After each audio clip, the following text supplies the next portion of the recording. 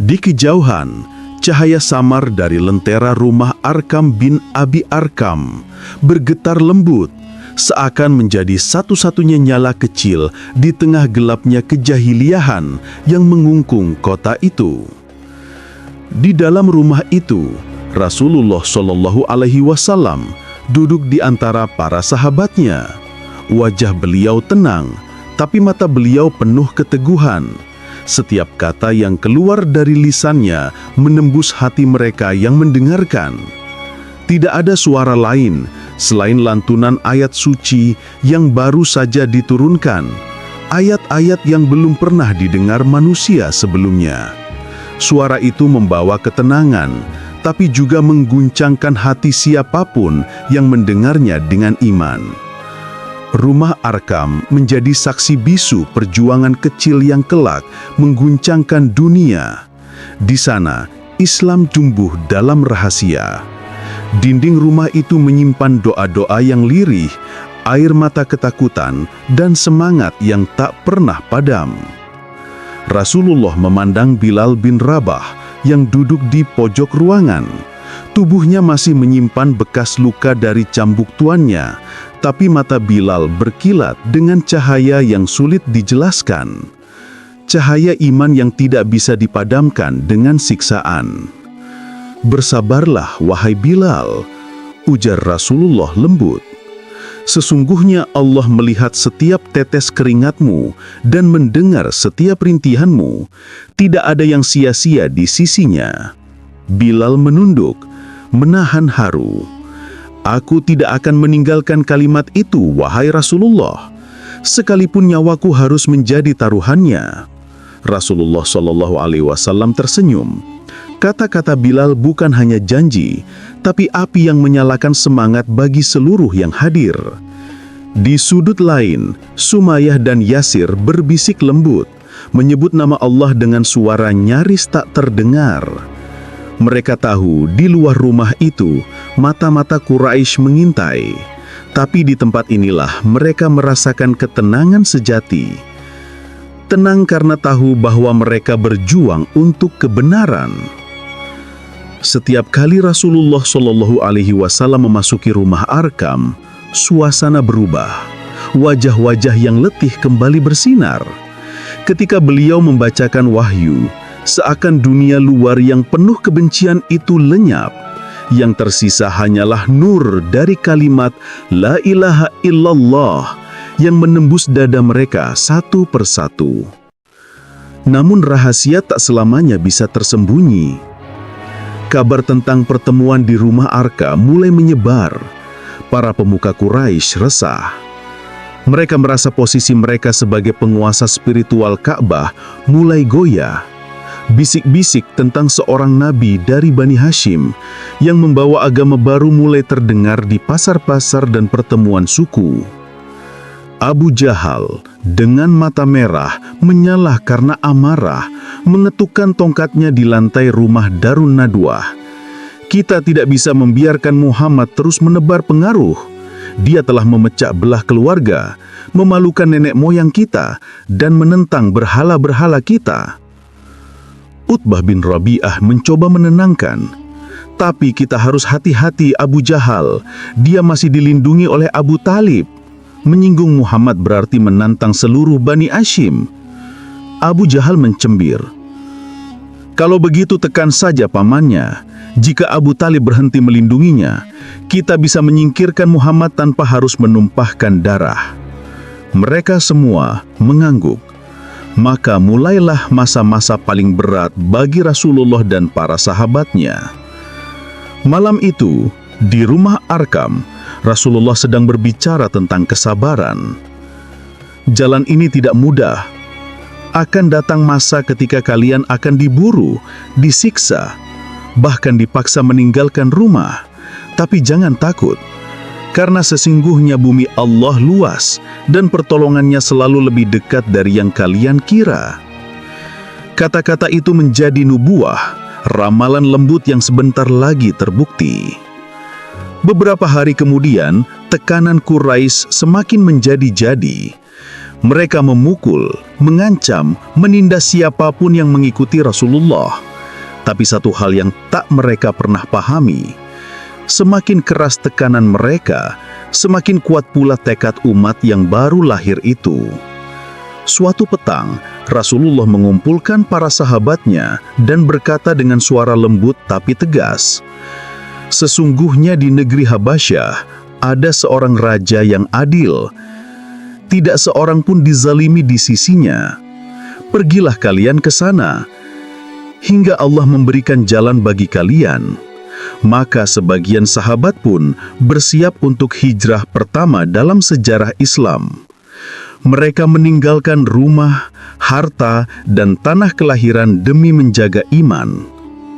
Subuh belum tiba ketika rombongan kecil itu mulai meninggalkan Mekah.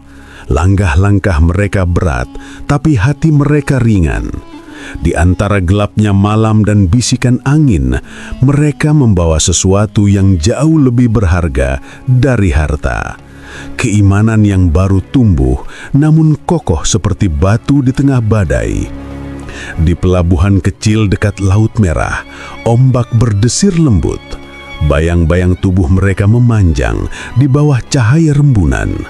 Ada yang menggenggam tangan anaknya, ada yang menatap langit dengan mata basah, seakan memohon agar perjalanan ini diberkahi. Rasulullah Shallallahu Alaihi Wasallam mengantar mereka dengan doa, meski tidak ikut berlayar. Wajah beliau penuh ketenangan, tapi sorot matanya menyimpan duka mendalam. "Pergilah," sabdanya, "di sana ada seorang raja yang adil.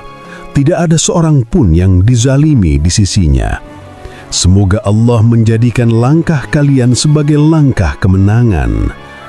Kapal pun berangkat, menembus lautan yang berkilau oleh cahaya bulan. Dari kejauhan, Mekah tampak semakin kecil, tapi di hati mereka, cinta kepada kota suci itu semakin besar. Mereka meninggalkan rumah bukan karena benci, tapi karena cinta. Cinta kepada Allah dan Rasul-Nya. Beberapa hari kemudian, kapal mereka mendarat di negeri Habasyah, tanah yang subur, penuh pepohonan hijau dan sungai yang berliku seperti benang perak di antara lembah. Bagi mereka yang terbiasa hidup di gurun, pemandangan ini seperti surga dunia. Namun yang membuat hati mereka lega bukanlah hijaunya alam, melainkan sambutan sang raja, Najasyi, seorang penguasa yang terkenal karena kebijaksanaannya. Najasyi berdiri di balkon istananya ketika para pengungsi itu tiba. Jubahnya putih bersih, sorot matanya teduh. Ia melihat rombongan itu berjalan dengan langkah penuh hormat, tanpa kesombongan, tanpa senjata. Mereka datang bukan untuk berperang, tapi untuk mencari tempat di mana mereka bisa menyembah Tuhan dengan damai. "Siapakah kalian, wahai para pendatang?" tanya Najasyi. Ja'far bin Abi Thalib maju satu langkah. "Kami adalah orang-orang yang tertindas di negeri kami sendiri, wahai Raja yang mulia. Kami datang dari Mekah dan kami membawa ajaran baru yang dibawa oleh seorang Rasul yang jujur di antara kami. Kami tidak mencari kekayaan, kami hanya mencari tempat di mana kami bisa menyembah Allah Subhanahu wa Ta'ala dengan tenang." Najasyi mengangguk perlahan. "Kalian selamat di negeriku. Tidak akan ada tangan yang menyentuh kalian dengan keburukan." Tangis haru pun pecah di antara rombongan itu. Mereka sujud syukur, memuji kebesaran Allah yang telah melapangkan bumi bagi hamba-hambanya. Namun ketenangan itu tak berlangsung lama.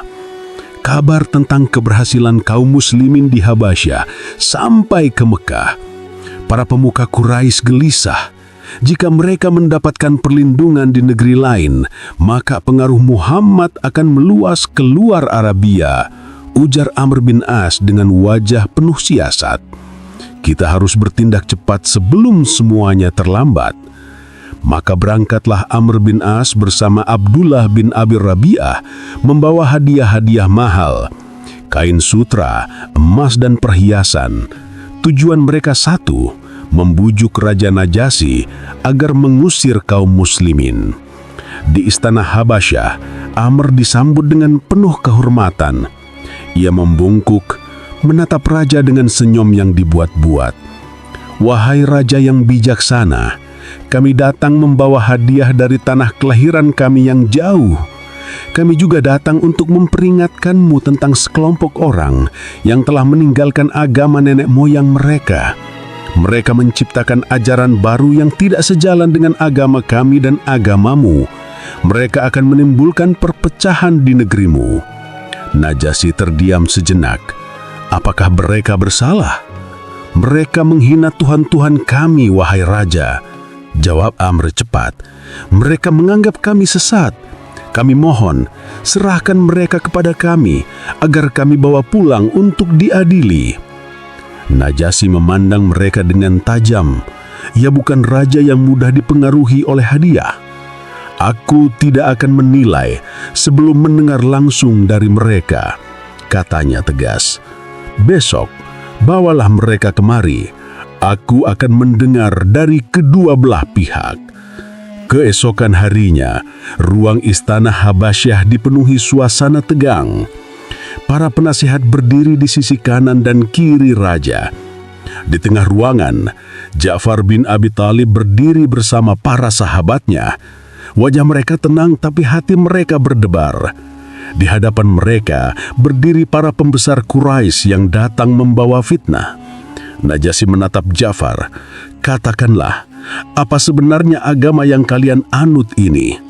Ja'far menghela napas, lalu mulai berbicara. "Wahai raja yang mulia, kami dahulu adalah kaum yang hidup dalam kegelapan. Kami menyembah berhala, memakan bangkai dan melakukan perbuatan keji. Kami memutus silaturahmi, menindas yang lemah dan tidak menghormati hak-hak sesama manusia. Kemudian Allah mengutus kepada kami seorang rasul dari kalangan kami sendiri. Kami mengenal silsilahnya, kejujuran dan amanahnya. Ia memerintahkan kami untuk menyembah Allah semata, meninggalkan kebohongan dan kezoliman." Lalu Ja'far membaca ayat dari surah Maryam tentang kelahiran Isa alaihissalam.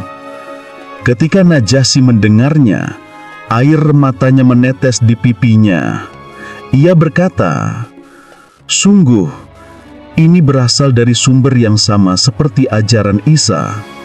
Pergilah, kalian aman di negeriku. Tidak akan aku serahkan kalian kepada siapapun." Hari itu, Habasyah menjadi rumah bagi mereka yang terusir dari tanah kelahirannya. Kaum muslimin membangun kehidupan sederhana di bawah naungan kasih raja yang beriman. Mereka bekerja, berdagang, dan beribadah dengan tenang. Setiap kali azan berkumandang dari rumah-rumah kecil di tepian sungai, burung-burung berhenti berkicau, seolah ikut menyambut panggilan itu. Di Mekah, kaum Quraisy semakin murka. Mereka mendengar kabar bahwa Raja Najasyi bahkan menolak hadiah mereka. "Raja itu sudah dipengaruhi Muhammad," teriak Abu Jahal dengan wajah merah padam. Namun bagi Rasulullah SAW, kabar itu adalah rahmat. Beliau memandang ke arah langit dan berdoa, "Segala puji bagimu ya Allah. Engkau menolong mereka yang beriman meski mereka jauh dariku. Engkau memberi tempat bagi mereka di bumi asing, karena bumi dan langit ini milikmu." Hari-hari berlalu. Sebagian sahabat di Habasyah mendengar kabar bahwa Quraisy telah berhenti memusuhi Islam. Kabar yang ternyata tidak benar. Sebagian pun memutuskan untuk kembali ke Mekah, berharap bisa berkumpul lagi dengan Rasulullah. Tapi setibanya di Tanah Suci, mereka mendapati bahwa keadaan justru lebih buruk. Penyiksaan semakin kejam dan tekanan semakin berat. Namun dari semua itu, satu hal menjadi jelas bagi umat Islam. Agama ini bukan lagi milik Mekah saja. Islam telah menyeberangi lautan. Dan di balik semua luka dan perpisahan itu, Allah sedang menyiapkan panggung besar, di mana cahaya dari rumah kecil Arkam akan menjelma menjadi sinar yang menerangi seluruh dunia. Di malam-malam sunyi, Rasulullah sering duduk di dekat Ka'bah menatap bintang di atas langit Mekah. Dalam diam beliau tersenyum. Di hatinya beliau tahu, perjuangan belum selesai. Tapi Allah telah menunjukkan tanda bahwa kebenaran tidak akan mati. Dan di tanah jauh bernama Habasyah, para sahabatnya sedang menegakkan panji Islam di bawah lindungan raja yang hatinya telah disentuh cahaya iman. Hari-hari di Mekah semakin mencekam. Dakwah Rasulullah SAW makin terdengar di setiap sudut pasar, setiap tenda kabilah, bahkan di antara rumah-rumah bangsawan Quraisy yang dulu menertawakannya. Semakin banyak orang yang bersyahadat, semakin dalam pula kebencian para pemuka Quraisy.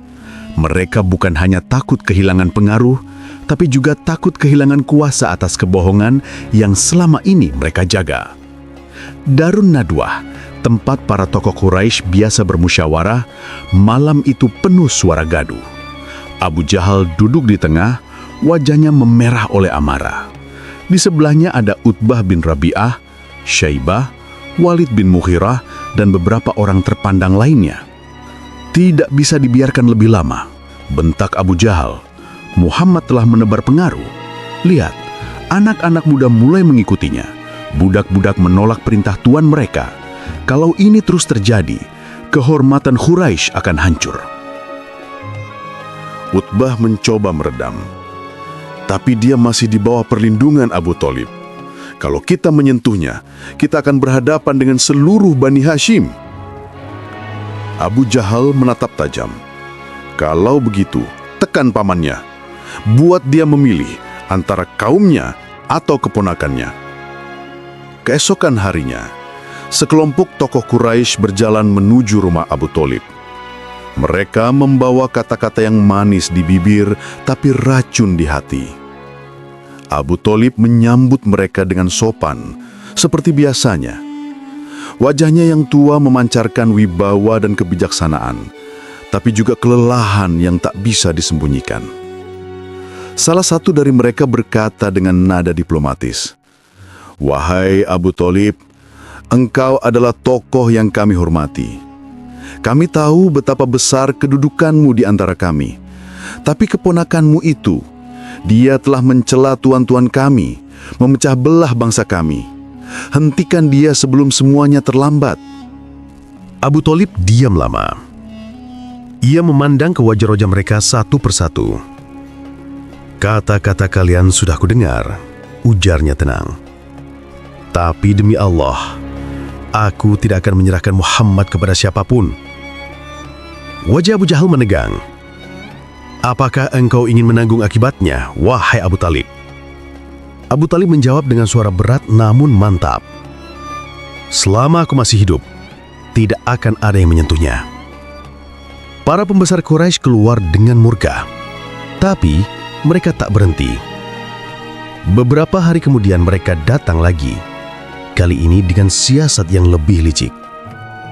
Mereka membawa seorang pemuda Quraisy yang tampan dan kuat, bernama Ammarah bin Walid, lalu berkata, "Wahai Abu Thalib, kami datang bukan untuk mengancammu. Kami datang menawarkan pertukaran yang adil. Ambillah Ammarah sebagai anakmu. Ia akan menjadi penerusmu, mengurus urusanmu, menjaga kehormatanmu. Sebagai gantinya, serahkan Muhammad kepada kami. Biarlah kami yang mengurusnya." Abu Thalib memandang pemuda itu. Tubuhnya tegap, wajahnya gagah. Ia lalu menatap mereka lama dan berkata dengan nada getir, "Demi Allah, betapa buruknya tawaran kalian. Kalian ingin menyerahkan anakku yang aku besarkan dengan penuh kasih untuk kalian bunuh, dan sebagai gantinya kalian memberiku anak yang bukan darah dagingku? Aku bersumpah, ini tidak akan terjadi." Mereka terdiam. Tak ada yang berani membalas kata-kata itu. Satu persatu, mereka meninggalkan rumah Abu Thalib dengan wajah penuh kecewa dan dendam. Malam turun di Mekah. Rumah Abu Thalib hening. Di dalamnya, Abu Thalib duduk sendirian, menatap bintang-bintang di langit. Dari jauh, ia melihat siluet keponakannya, Muhammad sallallahu alaihi wasallam berjalan pulang dengan langkah tenang. Bayangan itu mengingatkannya pada masa kecil keponakannya dulu yang yatim sejak kecil, tapi selalu membawa ketenangan di rumahnya. Tak lama kemudian, Rasulullah masuk dan duduk di hadapan pamannya. "Wahai pamanku," ucap beliau lembut, "aku tahu kaum Quraisy menekanmu karena aku. Jika engkau lelah melindungiku, aku tidak akan memaksamu. Biarlah aku sendiri yang menanggung risikonya." Air mata menetes di sudut mata Abu Talib. Ia memandang wajah keponakannya, wajah yang begitu jernih, penuh keyakinan, tanpa sedikit pun ketakutan. "Demi Allah, keponakanku," ujarnya dengan suara bergetar, "aku tidak akan menyerahkanmu. Teruskan dakwahmu, katakan apapun yang Allah perintahkan, aku akan tetap bersamamu sampai akhir." Rasulullah menunduk, mencium tangan pamannya, lalu berkata, "Semoga Allah membalasmu dengan kebaikan, wahai pamanku. Engkau telah menolong agama ini meski belum beriman kepadanya." Hari-hari berikutnya, tekanan Quraisy berubah menjadi ancaman nyata. Mereka memerintahkan boikot terhadap Bani Hashim. Tidak boleh ada yang menjual, membeli, menikah, atau berbicara dengan mereka. Nama-nama suku ditulis di atas lembaran kulit dan digantung di dinding Ka'bah agar semua kabilah mematuhinya. Bani Hashim pun dikurung di lembah sempit yang kemudian dikenal sebagai Syi'ib Abu Talib. Malam-malam di lembah itu terasa panjang. Tangisan anak-anak yang lapar terdengar dari tenda ke tenda. Makanan hampir tidak ada. Hanya sedikit sahabat yang berani menyelundupkan gandum di malam hari. Namun di tengah penderitaan itu, Rasulullah tetap menenangkan hati mereka. "Bersabarlah," kata beliau lembut, "karena sesungguhnya setelah kesulitan pasti ada kemudahan. Allah tidak akan membiarkan kita sia-sia." 3 tahun lamanya mereka terisolasi di lembah itu. Hingga akhirnya Allah mengirimkan tanda. Lembaran perjanjian yang digantung di Ka'bah telah dimakan rayap.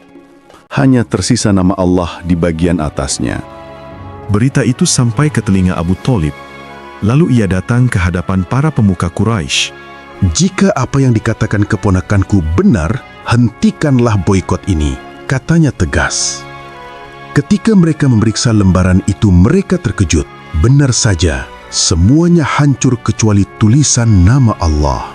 Maka dengan berat hati, mereka mencabut perjanjian itu. Namun, kebahagiaan itu tak berlangsung lama. Tak lama setelah boikot berakhir, Abu Talib jatuh sakit. Tubuhnya lemah, nafasnya berat. Di sisi tempat tidurnya, Rasulullah Shallallahu Alaihi Wasallam duduk menggenggam tangannya dengan penuh cinta. "Wahai pamanku," bisik Rasulullah dengan suara lirih, "ucapkanlah la ilaha illallah agar aku bisa menjadi saksi bagimu di hadapan Allah." Abu Jahal dan Abdullah bin Abi Umayyah yang juga berada di ruangan itu segera berkata, "Wahai Abu Talib, apakah engkau akan meninggalkan agama nenek moyangmu Abdul Muttalib?" Suasana hening. Abu Talib memandang Rasulullah, lalu memandang mereka. Antara cinta dan tradisi, antara iman dan kebiasaan lama. Akhirnya ia hanya berkata pelan, "Aku tetap dalam agama nenek moyangku." Air mata mengalir di wajah Rasulullah. Beliau menunduk dalam diam. "Sesungguhnya, engkau telah berbuat baik kepadaku, wahai pamanku. Aku akan memohonkan ampun bagimu selama Allah mengizinkanku." Beberapa saat kemudian, Abu Talib menghembuskan napas terakhir. Rasulullah menatap tubuh pamannya lama sekali, lalu berkata dengan suara bergetar, "Engkau telah melindungiku ketika dunia menentangku. Engkau menegakkan dinding di sekelilingku ketika mereka ingin menghancurkanku. Engkau bukan hanya pamanku, engkau adalah penjaga cahaya ini." Hari itu, Rasulullah kehilangan pelindung paling setia di Mekah. Dan seolah untuk menambah luka, tidak lama setelah itu, Sayyidah Khadijah, istri tercinta, juga wafat. Tahun itu dikenal sebagai A'amul Huzun, tahun kesedihan yang paling dalam hidup Rasulullah Sallallahu Alaihi Wasallam. Namun justru dari kesedihan itulah Allah menyiapkan jalan baru, sebab ketika satu pintu tertutup, pintu yang lebih luas sedang menunggu terbuka. Malam di Mekah kembali sunyi. Rasulullah berdiri di dekat Ka'bah menatap ke langit. "Wahai Tuhanku," bisiknya, "Engkau tahu bahwa aku telah kehabisan pelindung di bumi. Maka jadilah Engkau pelindungku dari langit." Mentari gurun menurunkan panas yang tajam di atas kepala Mekah. Jalan-jalan berdebu, aroma pasar bercampur dengan suara keras pedagang dan hewan. Di tengah hiruk-pikuk itu, satu sosok berjalan dengan langkah tegap. Tubuhnya tinggi, bahunya bidang, busur tergantung di punggungnya. Dialah Hamzah bin Abdul Muttalib, singa Bani Hashim, pemburu yang disegani dan pejuang yang ditakuti. Hari itu, Hamzah baru pulang dari perburuan. Peluh masih menetes di wajahnya, tapi senyumnya lebar. Di tangannya tergantung busur besar dari kayu Yaman yang kokoh. Ia dikenal sebagai pria yang gagah, keras, tapi berhati mulia. Bagi Quraisy, Hamzah adalah simbol kekuatan. Namun, belum ada yang tahu bahwa hari itu kekuatannya akan menjadi milik Allah. Saat Hamzah masuki kota, seorang budak perempuan datang tergopoh-gopoh menghampirinya. Wajahnya cemas, napasnya terengah. "Wahai Abu Umarah," katanya terbata, "andai engkau tahu apa yang dilakukan Abu Jahal kepada keponakanmu." Hamzah berhenti. "Apa yang telah dia lakukan?" Budak itu menunduk, air matanya mengalir. "Di dekat Bukit Syafa, aku melihat Muhammad berdiri mengajak manusia kepada Allah. Lalu datang Abu Jahal. Ia memaki, mencaci, dan melempar batu hingga darah mengalir dari kepala Rasulullah. Muhammad tidak membalas, hanya memandangnya dengan sabar." Hamzah terpaku. Urat di lehernya menegang, dadanya naik turun cepat. Wajahnya berubah. Sorot matanya yang biasanya tenang kini menyala. Ia menggenggam busurnya erat. "Abu Jahal berani menyentuh Muhammad!" Suaranya serak, bergetar menahan amarah. "Demi Allah, aku akan membuatnya menyesal." Langkahnya menggetarkan tanah. Orang-orang di pasar menyingkir saat melihatnya berjalan dengan langkah panjang menuju Ka'bah. Wajahnya merah padam, tangan kirinya menggenggam busur, tangan kanannya mengepal. Di dekat Ka'bah, Abu Jahal sedang duduk bersama beberapa pemuka Quraisy. Tawa mereka keras, tapi mendadak terhenti saat bayangan Hamzah muncul. Tanpa kata-kata, Hamzah maju, menatap Abu Jahal dengan tatapan tajam seperti elang. "Engkau telah menghina keponakanku." Suaranya menggelegar. "Dan sekarang aku berdiri di hadapanmu untuk membela kehormatannya." Busur besar di tangan Hamzah melayang dan menghantam kepala Abu Jahal. Suara kayu keras bertemu daging. Darah segar mengalir di pelipis sang pemimpin Quraisy itu. Ia terhuyung mundur, wajahnya pucat, ketakutan melintas di matanya. "Beraninya kau menyentuh Muhammad, padahal aku berada di atas agamanya," teriak Hamzah. "Sekarang dengarkan aku. Aku bersaksi bahwa tiada Tuhan selain Allah dan Muhammad adalah utusannya." Hening. Ka'bah yang tadi riuh mendadak membeku. Orang-orang Quraisy menatap Hamzah tak percaya. Ucapan itu menggema di antara dinding-dinding batu. Seorang pembesar mereka, seorang pejuang yang paling ditakuti di Mekah, kini bersaksi di hadapan semua orang bahwa ia telah masuk Islam. Abu Jahal yang masih meringis menahan sakit menatap Hamzah dengan marah, tapi juga takut. Tak ada yang berani menyentuhnya.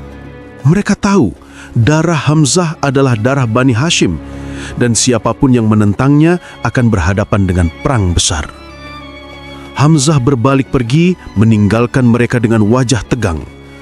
Tapi di dadanya, badai masih berputar. Ia melangkah menuju rumahnya dengan hati yang belum tenang. Kalimat syahadat yang baru saja ia ucapkan bergema di pikirannya. Indah, tapi juga berat. Malam itu, Hamzah duduk sendirian di kamarnya. Lampu minyak berkelap di depan wajahnya. Ia terdiam lama, memandang api kecil itu. Apakah aku benar-benar telah memilih jalan ini? Bisiknya pelan. Apakah aku melakukannya karena amarah atau karena keyakinan? Ia menunduk, memejamkan mata. Dalam kesunyian, wajah Rasulullah SAW muncul di benaknya. Wajah yang lembut, penuh kasih, tanpa dendam bahkan terhadap musuh-musuhnya. Hamzah menunduk lebih dalam, air mata jatuh di kedua tangannya. Tidak, aku tidak bisa setengah hati. Jika ini kebenaran, aku akan memeluknya dengan seluruh hidupku. Pagi menjelang, Hamzah bangkit dan melangkah menuju rumah Rasulullah. Di sana, beliau sedang duduk bersama beberapa sahabat membaca ayat-ayat Al-Quran yang baru turun. Ketika Hamzah masuk, Rasulullah tersenyum. Wahai Abu Umarah, apa yang membuatmu datang pagi ini? Hamzah menunduk, suaranya berat tapi jujur. Wahai Muhammad, semalam aku tidak bisa tidur. Aku telah bersyahadat karena marah kepada Abu Jahal. Tapi kini, aku datang untuk memperbaharui sumpahku. Bukan karena emosi, tapi karena hati ini telah yakin. Aku bersaksi bahwa tiada Tuhan selain Allah dan engkau adalah utusannya. Rasulullah SAW berdiri, menatapnya dengan mata berkaca-kaca. Beliau mendekat dan memeluk pamannya erat. Segala puji bagi Allah yang telah mereguhkan hatimu dengan kebenaran. Sabda beliau, sungguh engkau adalah penopang bagi agama ini. Hari itu, Islam mendapatkan tameng baru. Hamzah bukan hanya seorang pejuang, tapi simbol kekuatan yang membuat musuh gentar. Bersamanya, kaum muslimin tak lagi merasa kecil. Ketika mereka sholat di dekat Ka'bah, tidak ada lagi yang berani mengganggu. Hamzah berdiri di sisi Rasulullah seperti perisai yang hidup.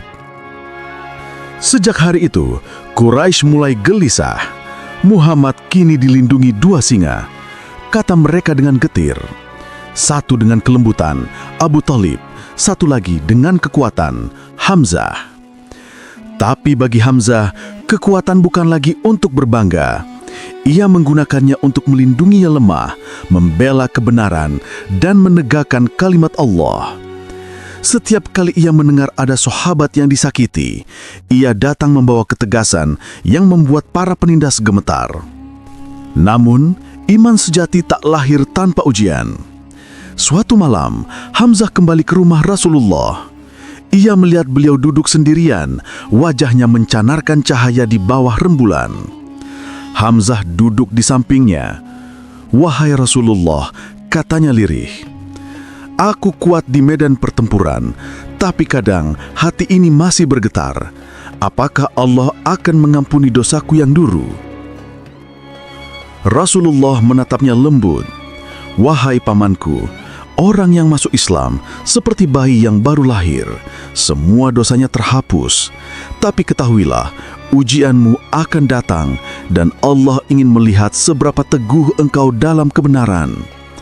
Hamzah menunduk. Kalau begitu, biarlah aku menjadi tameng bagi kebenaran ini. Aku tidak akan mundur. Rasulullah tersenyum.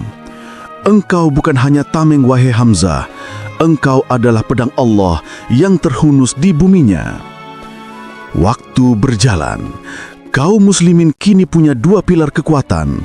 Hamzah bin Abdul Muthalib dan Umar bin Khattab yang kelak juga memeluk Islam. Dua nama yang membuat Quraisy gentar. Tapi bagi Rasulullah, keduanya bukan sekedar pejuang. Mereka adalah doa-doa yang dikabulkan dari langit. Dan di antara malam-malam itu, Rasulullah sering berdoa di depan Ka'bah dengan suara lirih. Ya Allah, muliakanlah Islam dengan salah satu dari dua Umar, Umar bin Khattab atau Amr bin Hisham, Abu Jahal. Allah pun memilih yang paling layak di sisinya. Malam pun turun. Hamzah berdiri di bukit Safa, menatap langit penuh bintang. Angin gurun meniup jubahnya yang sederhana. Di bawah sana, Makkah masih tertidur dalam kegelapan, tapi di dadanya kini menyala cahaya yang tak bisa padam. Ia menatap Ka'bah, lalu berbisik, "Dulu aku memanah hewan di padang pasir. Kini, aku tahu ada panah yang lebih tajam dari busurku. Panah iman yang menembus hati. Dan aku tak akan menurunkannya sampai Islam berdiri tegak." Dari malam itu, nama Hamzah berubah di mata dunia. Ia bukan lagi sekedar pemburu singa. Ia singa Allah, penjaga risalah, penegak kalimat tauhid, yang kelak syahid di medan Uhud dengan senyumnya di wajahnya, karena telah menunaikan janji yang ia ucapkan malam itu. "Aku tak akan menurunkan busurku sampai Islam menang." Langit Mekah sore itu tampak muram, seakan menyimpan sesuatu yang besar di balik awan yang berat. Angin bertiup pelan, membawa debu. Dan di antara keramaian pasar, satu nama dibicarakan dengan nada tegang. Umar bin Khattab. Ia dikenal keras, gagah, tak kenal takut. Satu ayunan pedangnya cukup membuat lawan gentar. Tapi di balik keberaniannya, tersimpan hati yang penuh amarah. Amarah terhadap Rasulullah Shallallahu Alaihi Wasallam dan ajaran yang dianggapnya telah memecah belah Quraisy. Bagi Umar, kehormatan suku dan tradisi nenek moyang lebih berharga dari segalanya. Suatu hari, ia berdiri di tengah kerumunan dekat Ka'bah. Matanya tajam menatap ke arah beberapa orang yang sedang berbisik menyebut nama Muhammad. "Apakah kalian sudah kehilangan akal?" bentaknya. "Apakah kalian rela meninggalkan agama ayah-ayah kalian karena omongan satu orang?" Tak ada yang berani menjawab. Ia mengangkat pedang yang panjang dan berkata dengan suara berat, "Demi Lata dan Uzza, aku akan mengakhiri masalah ini hari ini juga. Aku akan membunuh Muhammad dan selesai sudah." Langkah-langkah Umar menggema di jalanan Mekah. Orang-orang menyingkir dari hadapannya. Pedang di pinggangnya berayun, kilau logamnya memantulkan sinar matahari sore. Tak ada yang berani menghalangi. Tapi di antara bayang-bayang itu, seseorang muncul menghadang. Nu'aim bin Abdullah, seorang sahabat yang telah diam-diam memeluk Islam. "Wahai Umar, kemana engkau hendak pergi dengan pedangmu itu?" Umar menatapnya tajam. "Aku mencari Muhammad, lelaki yang memecah belah bangsa kita." Nu'aim menatapnya dalam-dalam lalu berkata dengan tenang, "Sebelum engkau mendatangi Muhammad, tidakkah engkau ingin mengurus keluargamu sendiri yang telah mengikuti agama itu?" Umar terkejut. "Apa maksudmu?" "Saudaramu Fatimah dan iparmu Sa'id bin Zaid telah masuk Islam," kata Nu'aim perlahan. Kata-kata itu bagai petir menyambar. Wajah Umar menegang. Urat di lehernya muncul. Tanpa banyak bicara, ia berbalik arah menuju rumah adiknya. Langkahnya cepat, berat, penuh amarah. Di rumah kecil itu, Fatimah dan Said sedang duduk bersama seorang sahabat bernama Khabab bin Al-Arat. Di hadapan mereka terbuka lembaran kulit berisi ayat-ayat Al-Quran. Suara Fatimah lembut saat membaca, tapi wajahnya serius dan khusyuk. "Toha, kami tidak menurunkan Al-Quran ini kepadamu agar engkau celaka, tetapi sebagai peringatan bagi orang yang takut kepada Allah." Ketukan keras mengguncang pintu. "Fatimah, Said, buka pintu ini!" Suara Umar bergema. Khabab segera bersembunyi di sudut ruangan, sementara Fatimah menyembunyikan lembaran ayat itu di balik kain. Pintu terbuka dengan hentakan. Umar masuk dengan langkah besar, wajahnya merah karena amarah. "Apakah benar yang kudengar? Kalian telah meninggalkan agama kita." Said berdiri mencoba menenangkan. "Wahai Umar, kami telah menemukan kebenaran yang lebih mulia daripada apa yang kita anut selama ini." Tapi kata-kata itu justru menambah murka. Umar menampar wajah Said, membuatnya jatuh. Fatimah berteriak, berusaha melindungi suaminya, namun Umar mendorongnya hingga jatuh. Darah menetes dari pelipisnya. Melihat darah di wajah adiknya, Umar mendadak terpaku. Tangan yang besar gemetar. Ia menatap wajah Fatimah yang tetap berdiri walaupun lemah, dan berkata dengan suara lirih, "Lakukanlah apapun yang engkau mau, wahai Umar. Tapi ketahuilah, kami tidak akan meninggalkan agama ini. Kami telah merasakan manisnya iman, dan engkau tak akan bisa mengambilnya dari kami." Suasana hening. Kata-kata itu menembus jantung Umar lebih dalam daripada pedang manapun. Ia menatap wajah adiknya, pucat tapi tenang. Perlahan, nada suaranya berubah. "Apa yang kalian baca tadi?" tanyanya pelan. Fatimah menatapnya ragu. "Kamu najis, wahai Umar.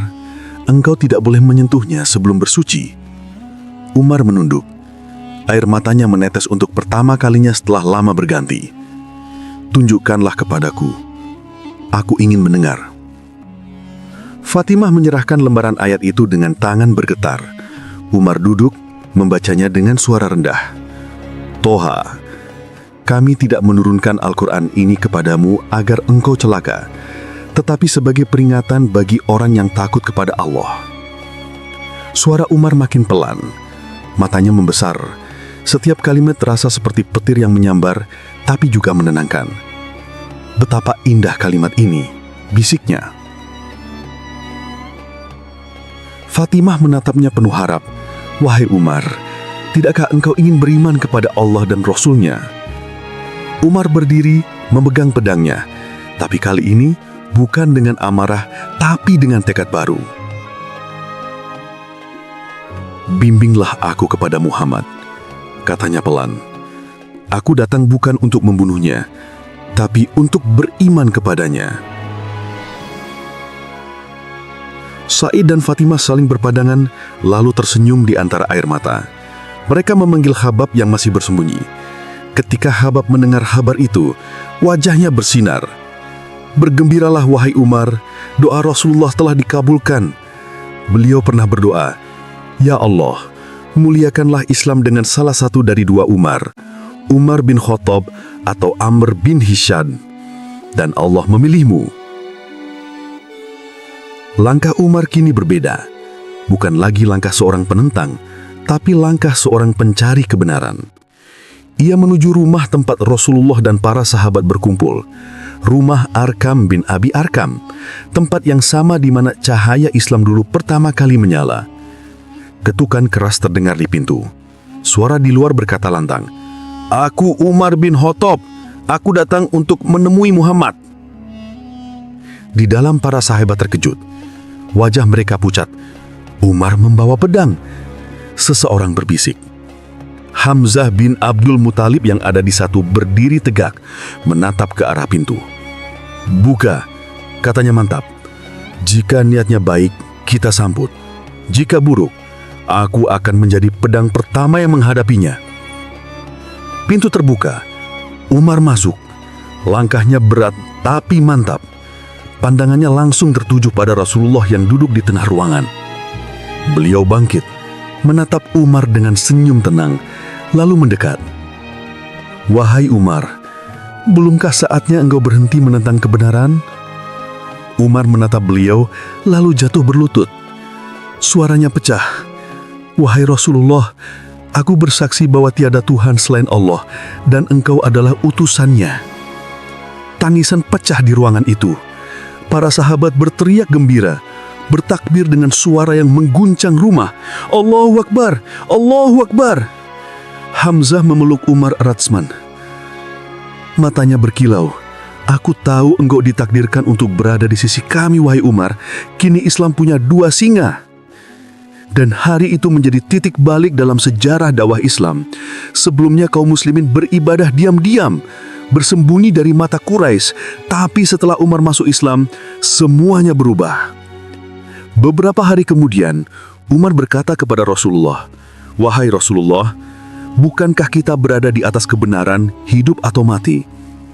"Benar," jawab Rasulullah. "Kalau begitu, kata Umar sambil menggenggam pedangnya. "Mengapa kita bersembunyi? Bukankah Allah bersama kita?" Rasulullah tersenyum. "Engkau benar, wahai Umar." Maka untuk pertama kalinya, kaum muslimin keluar dari persembunyian. 2 barisan terbentuk menuju Ka'bah. Di barisan pertama berdiri Hamzah bin Abdul Muthalib. Di barisan kedua berdiri Umar bin Khattab. Rasulullah berjalan di tengah-tengah mereka. Langit Mekah hari itu cerah dan suara takbir menggema memenuhi udara. Allahu Akbar, Allahu Akbar. Kaum Quraisy menatap dengan mata terbelalak. Mereka belum pernah melihat pemandangan seperti itu. Kaum muslimin salat berjamaah di depan Ka'bah tanpa rasa takut. Ibnu Mas'ud, sahabat yang menyaksikan peristiwa itu, berkata kemudian, "Sejak Umar masuk Islam, kami menjadi kuat. Kami tidak lagi bersembunyi. Kami salat di Ka'bah dengan terang-terangan. Kami merasa seperti elang yang baru saja menemukan sayapnya." Dan benar, sejak hari itu, Islam tidak pernah sama lagi. Satu hati yang dulu keras bagai batu, kini menjadi lentur oleh cahaya hidayah. Satu tangan yang dulu mengangkat pedang untuk membunuh Nabi, kini mengangkatnya untuk membela kebenaran. Malam tiba. Rasulullah berdiri di depan Ka'bah, menatap bintang-bintang yang bersinar. Di sampingnya berdiri Umar, wajahnya teduh. "Wahai Rasulullah," katanya pelan, "aku dulu berjalan dalam gelap. Kini aku mengerti, cahaya ini tak bisa dipadamkan. Aku akan hidup dan mati untuk menjaganya." Rasulullah tersenyum. "Engkau akan menjadi benteng bagi umat ini, wahai Umar, dan namamu akan disebut bersama keadilan sampai akhir zaman." Dan benar, dari malam itulah sejarah mencatat nama Umar bin Khattab sebagai tiang kedua Islam setelah Abu Bakar, pelindung risalah, penegak kebenaran, dan khalifah yang kelak membuat bumi tunduk pada cahaya wahyu. Langit Mekah kini tak lagi muram, karena di bawahnya 2 singa Allah, Hamzah dan Umar, berdiri di sisi Rasulullah SAW, menjaga cahaya itu tetap menyala.